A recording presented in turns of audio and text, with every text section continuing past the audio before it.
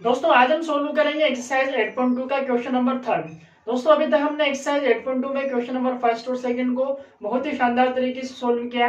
आज हम इस एक्सरसाइज का क्वेश्चन नंबर 3 सोल्व करेंगे जो अपने को यहाँ पे दिया हुआ है। ठीक है दोस्तों, हमारे पास जो क्वेश्चन नंबर 3 दिया हुआ है वो एक एग्जाम्पल भी दिया हुआ था। हमें एग्जाम्पल को भी हमने सोल्व किया था, उसी तरीके से हमारे पास यहाँ पे क्वेश्चन नंबर 3 दिया हुआ है। तो क्वेश्चन नंबर 3 को सोल्व करते हैं हम। देखो क्वेश्चन नंबर 3 में हमें क्या दिया हुआ है। देखो क्वेश्चन नंबर 3 में दिया हुआ है कि यदि tan a प्लस बी बराबर कितना हो, अंडर रूट के 3 हो। ठीक है, यानी कि tan a प्लस बी बराबर कितना, अंडर रूट का 3।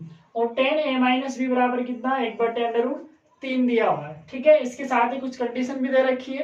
कंडीशन क्या है, देखो अपने पास कि a प्लस बी जो है इन दोनों का जो सम है, यानी कि इनका जो योग है वो 0 डिग्री से तो क्या होना चाहिए, बड़ा होना चाहिए, और 90 से क्या होना चाहिए, छोटा, या फिर 90 के क्या होना चाहिए, बराबर। यानी कि सिंपल सी बात अपने पास ये है कि ए और बी का जो मान आएगा वो 0 नहीं आएगा, 0 से बड़ा आना चाहिए और 90 से छोटा आना चाहिए। 90 भी आ सकता है लेकिन 90 से छोटा आएगा अपने पास। ठीक है, और जो ए और बी की जो मान आएंगे उनमें ए जो है वो बड़ा है किससे, बी से। ये भी हमें यहाँ पे एक कंडीशन दे रखी है। ठीक है, तो ए बड़ा होगा किससे, बी से।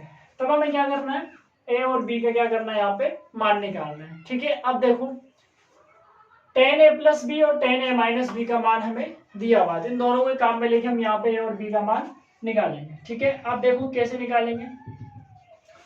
चूंकि हमें दिया हुआ है तो tan a प्लस बी बराबर कितना दिया हुआ है, अंडर रूट का 3 दिया हुआ है। ठीक है, अब देखो tan के लिए ये पूरा a प्लस बी कोण का काम करेगा यहाँ पे, क्योंकि tan के साथ में लिखा हुआ है।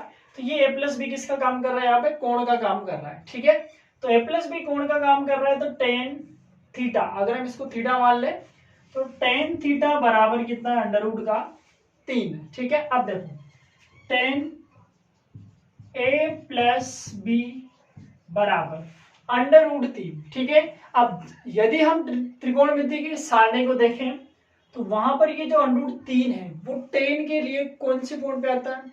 सारणी को अगर हम देखेंगे, सारणी के हम देखें यहाँ पे, तो अंडर रूट 3 जो है वो tan के लिए कौन से कोण पे आता है, वो आता है हमारे पास tan 60 डिग्री पे। यानी कि tan 60 का मान कितना होता है, अंडर रूट के 3। अब क्या होगा, देखो हमें ए और बी का मान निकालना है, तो बराबर के इस तरफ और बराबर के इस तरफ सेम बनना चाहिए।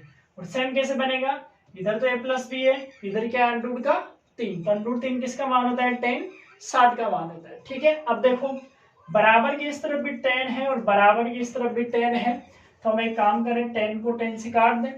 वैसे कटता नहीं है, लेकिन अगर हम काट देंगे तो हमने क्या लिखा है यहाँ पे, तुलना करने पर, दोनों तरफ हमने तुलना करी है। tan से tan हटा, इधर क्या बचा, a प्लस बी, और इधर कितना बचा, 60 डिग्री।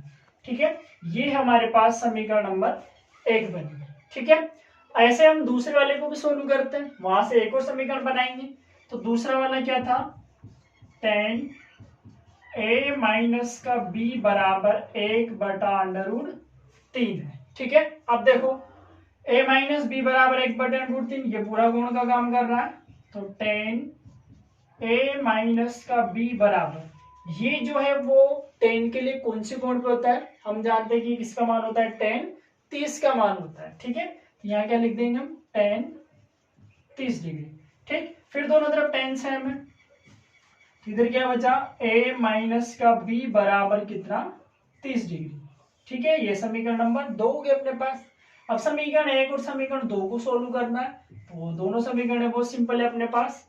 समीकरण 1 व 2 से अब देखो एक क्या है अपने पास, a प्लस बी बराबर कितना, 60 डिग्री, और दूसरी a माइनस बी बराबर कितना, 30 डिग्री।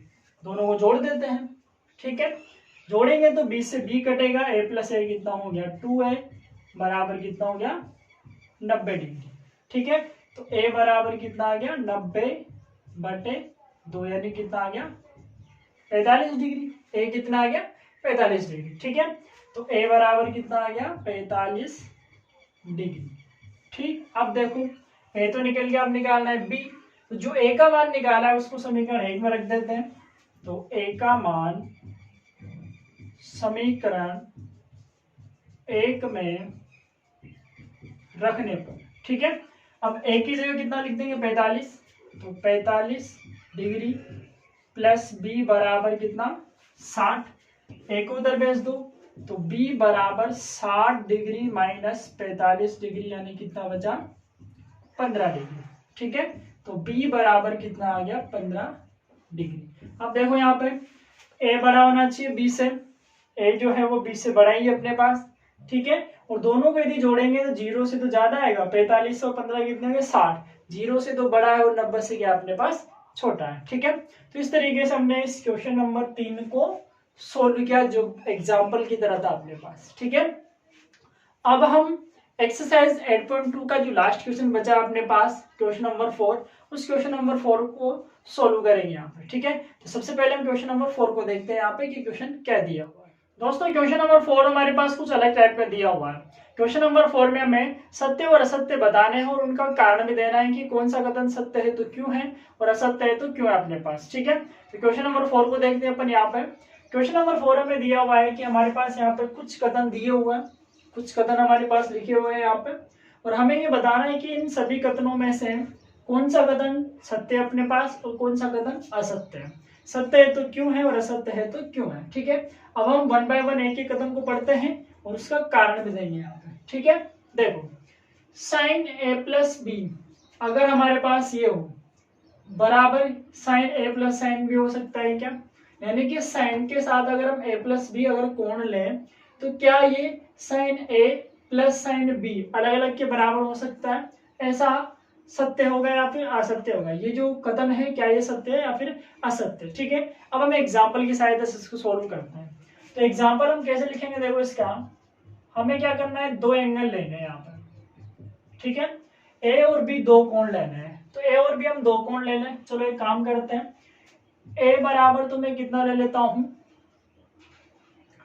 ए बराबर ले लेते हैं हम कितना 30 डिग्री और बी बराबर ले लेते हैं हम कितना 45 डिग्री, ठीक है।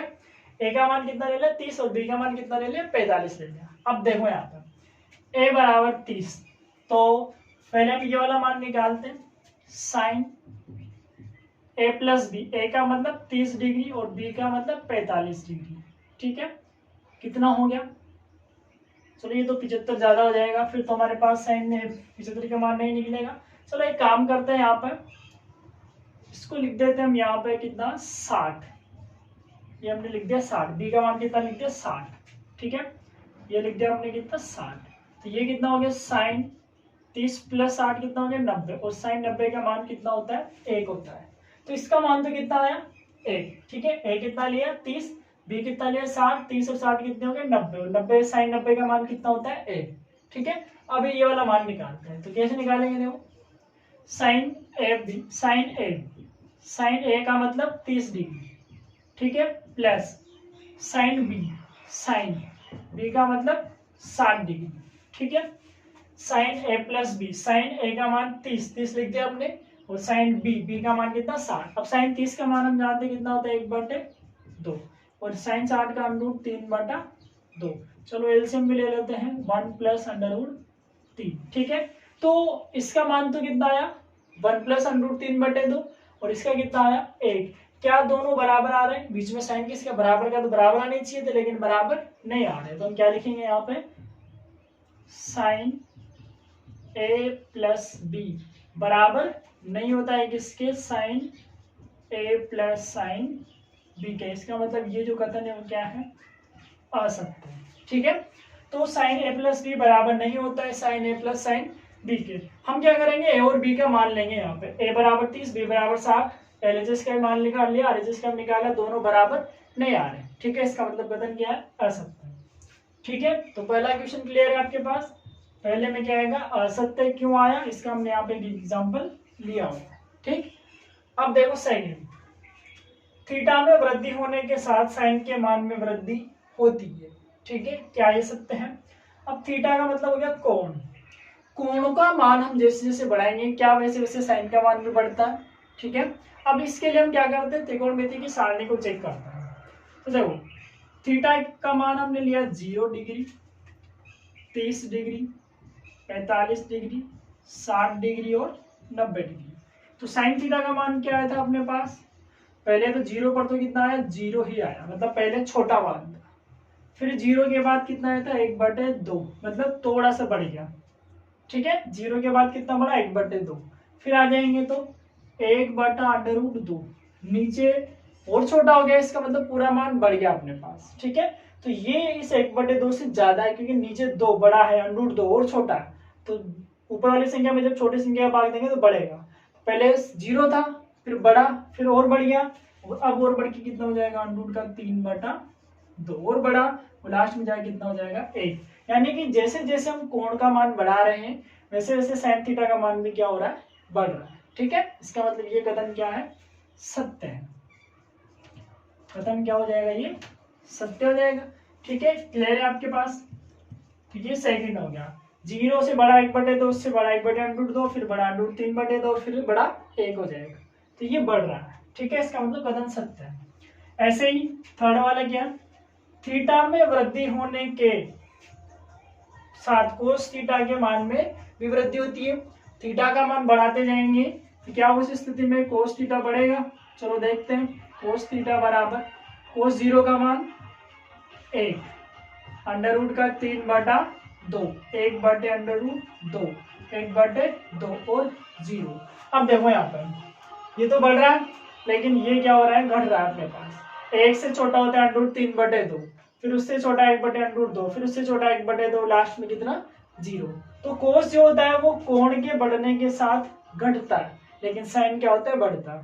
तो ये घट रहा है, लेकिन यहाँ पे क्या लिखा हुआ है, वृद्धि होती है, इसका मतलब वृद्धि नहीं होती है, तो ये कथन क्या है, असत्य, ठीक है।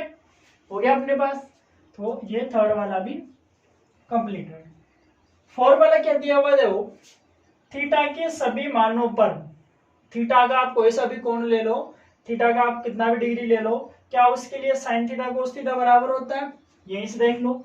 अगर मैं थीटा का मान 0 डिग्री लूंगा तो उस स्थिति में साइन कितना 0 और कोस कितना 1, तो बराबर नहीं होता। सभी के लिए 30 लेंगे तो ये 1/2, ये √3/2, फिर अलग हो गया। ऐसे ही 90 पे 10 अलग हो गया, यहाँ पर भी अलग हो गया।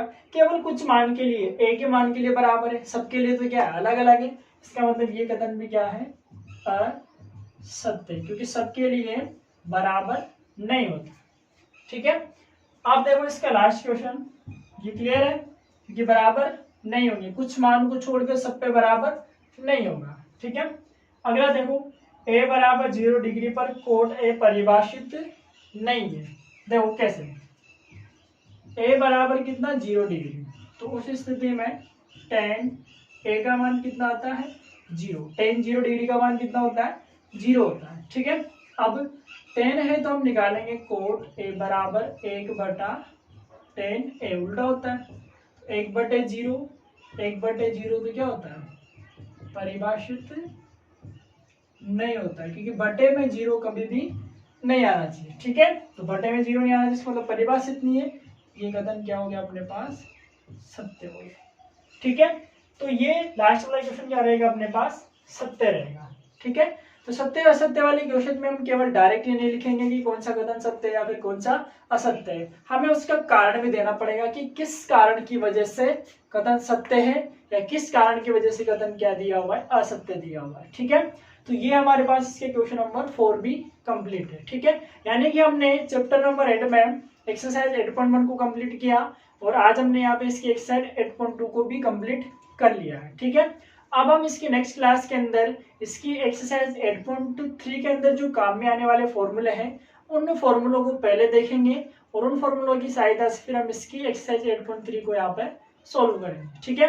तो अगर आपने अभी तक हमारे चैनल को सब्सक्राइब नहीं किया है तो चैनल को सब्सक्राइब करके वीडियो को लाइक करें।